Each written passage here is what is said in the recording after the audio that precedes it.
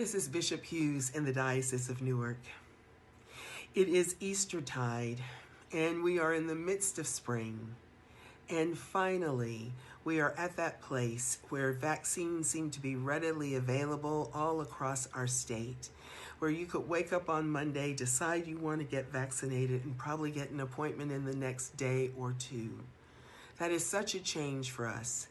And that change lets us know that at least for now, right here and in this place, it's not in this way the whole world over, but for right now, right here in this place, it's entirely possible that we've entered the ending phase of pandemic. Notice I said phase. It's not as if that there's a switch that we can flip on or off and then suddenly there will be no more pandemic.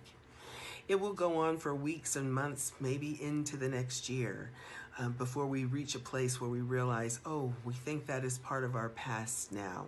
But we're in that ending phase. And I think it's important for us right now, especially in Eastertide, at a time when we talk about transformation and how much resurrection has changed us and changed who we are in relationship with God.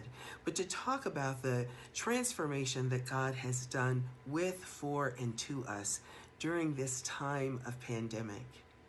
Many of us, even when we've had to hold tragedy and blessing together during this time, have recognized that there has been goodness that God has placed in our life, and that goodness is very often people and not things. We have come to cherish people in a way that we did not before. It's been a reawakening of relationships, a reawakening of the kind of time that we give to relationships and the goodness that comes from giving that time to relationships.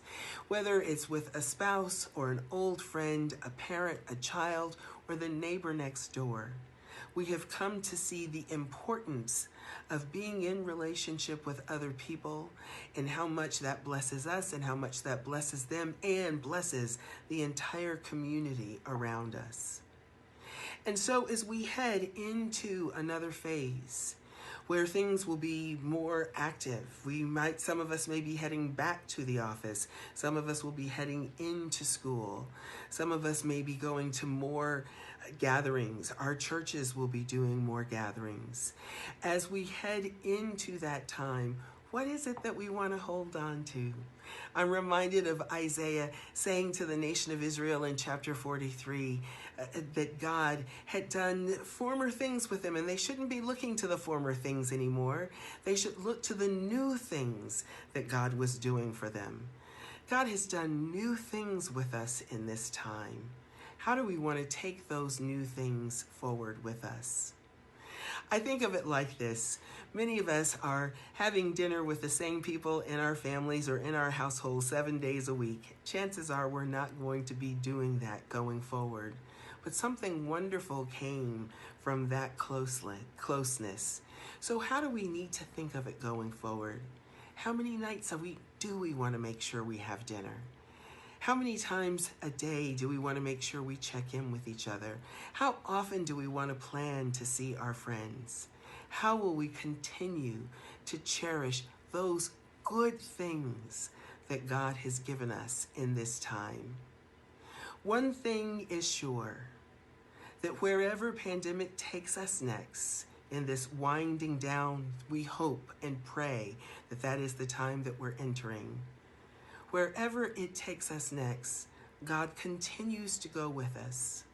God continues to bless us and continues to change us and give us good things for us to cherish.